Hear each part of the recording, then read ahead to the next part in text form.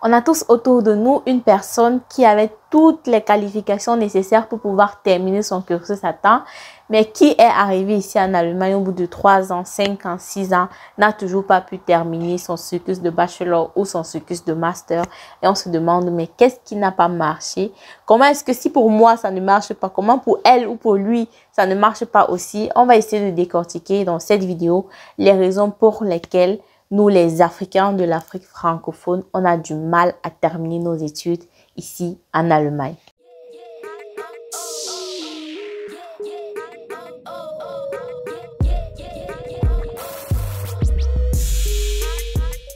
Hello, je suis Selena Diallo et bienvenue dans Connaître l'Allemagne. Ici, c'est une chaîne où je te parle de tout ce qui tourne autour de l'Allemagne, de près ou de loin. Que ce soit sur les procédures d'immigration, sur la culture allemande, ou encore sur la vie en Allemagne. Donc, si ça t'intéresse, abonne-toi et active la cloche de notification. Aujourd'hui, on va essayer de comprendre pourquoi des personnes ayant eu de très bonnes notes au primaire et au lycée arrivent ici et ont du mal à terminer leurs études. Bien évidemment, hormis des caractères que je donnerai dans cette vidéo, il y a d'autres caractères qui sont à prendre en compte comme la discipline, l'engouement, par rapport à sa filière qu'il fait et plein d'autres choses. Mais je vais vraiment essayer de prendre les facteurs les plus globaux que possible. Et donc, c'est parti. Dans le premier facteur, ici, là, c'est le facteur couple. Le couple, c'est un facteur très important ici en Allemagne dans la mesure où quand on arrive ici, on est loin de tout. On est loin de la famille, on est loin des parents, on est loin de tout. Et ton partenaire devient la personne entre guillemets, la plus proche de toi. Donc, selon le partenaire que tu auras, tu pourras soit glow up, soit... Je vous explique. Si tu as un partenaire, par exemple, ambitieux, qui est très travailleur, qui est toujours en train de chercher à faire quelque chose, qui est toujours en train de te motiver, en train de te dire, bouge-toi le... Oups, tu verras que tu feras toujours plus d'efforts et tu auras de très bonnes notes. Par contre, si tu as quelqu'un de paresseux autour de toi et qui ne veut pas travailler, qui n'aime pas l'école, qui est toujours en train de se trouver des prétextes pour ne pas aller à l'école, pour ne pas aller travailler, pour ne rien faire, lentement mais sûrement, tu vas commencer à lui ressembler. Parce que malheureusement, ton partenaire, c'est la personne ou l'une des personnes qui t'influence le plus, que ce soit positivement ou négativement. Donc, le conseil que je peux vous donner, c'est déjà de commencer à chercher vos partenaires dès les cours de langue. Quand vous êtes en cours pays, là, cherchez vos gars et vos go tant que vous êtes encore là-bas. Parce qu'ici, là, c'est trop chaf. Je vous assure, ici, c'est chaf. Et aussi, une fois que vous aurez choisi vos partenaires, évitez de faire trop de sacrifices pour vos partenaires. Par exemple, vous les garçons, là, évitez de trop travailler, de vous faire des pieds et des mains pour pouvoir subvenir aux besoins de votre copine. Parce que quand sa famille faisait son visa pour qu'elle vienne ici en Allemagne, il ne comptait pas sur vous. Elle n'est pas venue ici en Allemagne parce que toi, tu étais là et que tu devais travailler pour elle. Donc, soit elle part se battre comme toi pour chercher à payer son loyer et ses charges, soit elle ne compte pas sur toi. Parce qu'on a vu des gars ici, là, qui se sont battus, qui ont travaillé pour eux et pour leurs copines, qui ont mis leurs copines à l'aise pour qu'elles ne souffrent pas trop, quitte à ralentir au niveau des études. La fille a fini les études avant le gars et la fille lui a dit que frère, toi et moi, là, on n'est plus même. Et elle est partie voir son ingénieur. Tu vas lui faire quoi? Ce n'est pas ta femme, rien ne vous engage. Personne ne t'a obligé à payer ses loyers et ses chaussures et ses habits et ses choses. Personne ne t'avait obligé. Donc, tant que rien n'est encore officialisé, rien n'est moins sûr. Donc, ne t'engage en rien. Et vous les filles, même si vos gars ingénieurs vous disent n'importe comment que moi je suis stable financièrement, tu peux arrêter l'école ce semestre-ci pour me faire un enfant, ou du moins tu peux arrêter l'école, on peut faire une famille parce que je travaille suffisamment pour nous deux. Il faut lui dire que ta stabilité financière, ce n'est pas ma stabilité financière. Comme une amie m'a dit, la stabilité financière de mon gars, ce n'est pas ma stabilité financière. Il ne faut pas vous laisser leurrer par ce genre de stabilité provisoire. Parce que le jour où le gars là va dire qu'il en a fini avec vous, vous n'aurez que vos yeux pour pleurer. Vous allez commencer à dire, oui, mais j'avais arrêté l'école pour toi, j'avais ralenti telle chose pour toi. Il va te dire, chérie Coco, Personne ne t'a obligé et ce sera la vérité. Donc, n'hypothèque jamais ton avenir sur la base des promesses de quelqu'un d'autre ou pour faire plaisir à quelqu'un d'autre, que tu sois une fille ou un garçon. Si tu t'engages à prendre ce genre de décision, il faut que tu t'engages aussi à assumer les conséquences qui en débuteront, qu'elles soient négatives ou positives. Parce que il faut que tu saches quelque chose, la vie n'est pas juste. Et les personnes sont ingrates. Au fait, j'aimerais profiter de l'occasion pour vous parler du site MyIteo, qui est un projet de l'entreprise Boutin et qui offre des services tels que la création des logos, des maquettes, des sites web et des applications mobiles. Et ils font des formations à 90% pratiques et à 10% théorique. Donc, c'est vraiment beaucoup de pratique et très peu de théorie. En sortant de l'une de leurs formations, vous saurez exactement faire ce pourquoi vous avez été formé. Et ils forment plus dans les métiers du web et des technologies récentes. En plus que vous ayez des connaissances en programmation ou non, c'est pas un problème. Vous pouvez accéder à toutes les formations.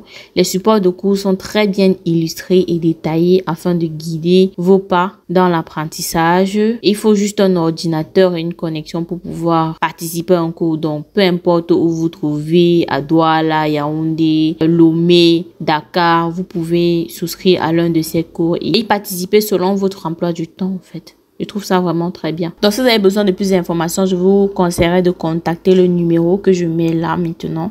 Donc, allez réserver vos places dès maintenant, les gars, parce que je pense vraiment que les futurs riches, ce seront ceux qui auront su maîtriser le monde digital.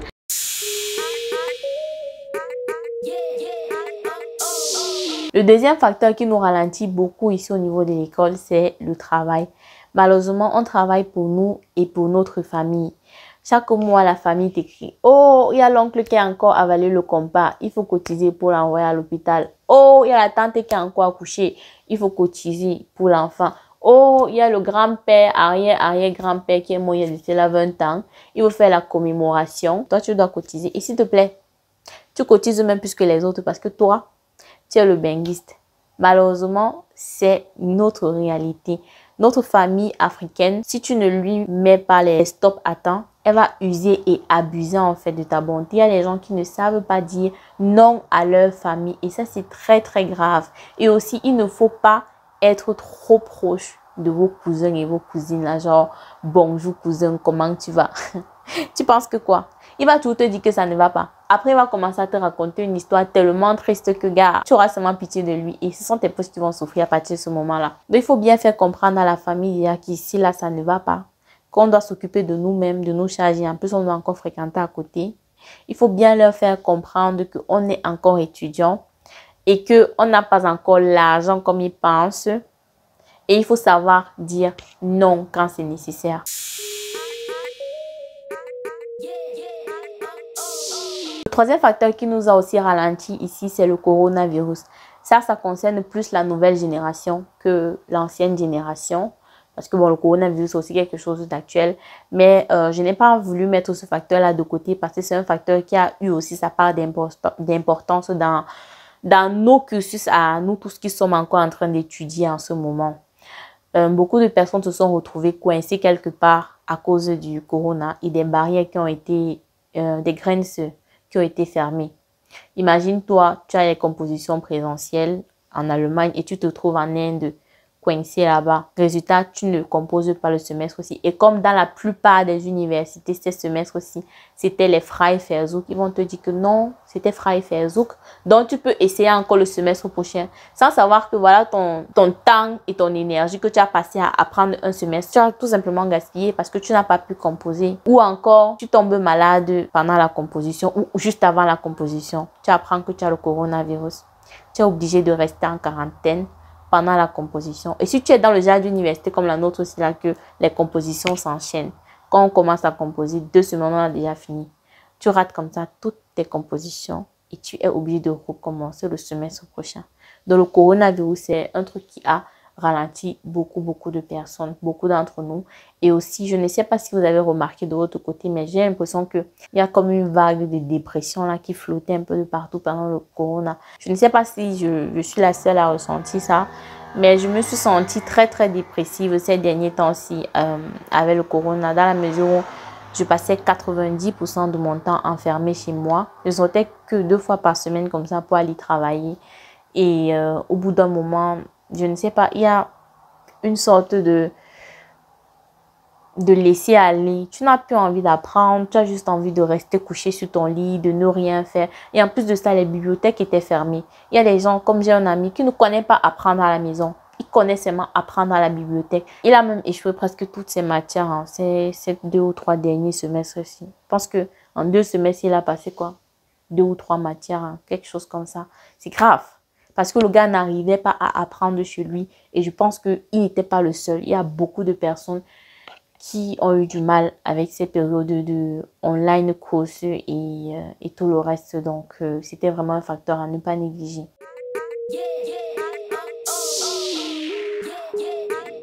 Un facteur qui nous nuit énormément ici, c'est la compagnie. On dit, dis-moi avec qui tu marches, je te dirai qui tu es. Beaucoup de personnes font la gueule et disent que non, moi je ne suis pas influençable, moi je sais ce que je veux, même si je marche avec les cancres, je ne serai jamais un cancre. Calme-toi.